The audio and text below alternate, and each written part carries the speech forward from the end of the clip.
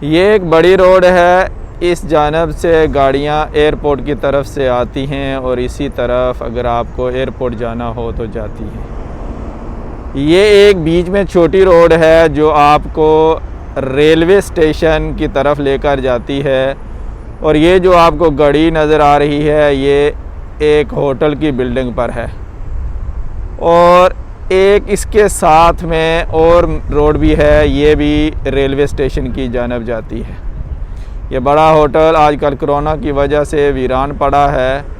और अभी ये जो आपको बिल्डिंग नज़र आ रही है यहाँ कभी बुल फाइटिंग हुआ करती थी और चूँकि कतालूनिया में बुल फाइटिंग पर पाबंदी है, बाद में इसको एक शॉपिंग सेंटर में तब्दील कर दिया गया।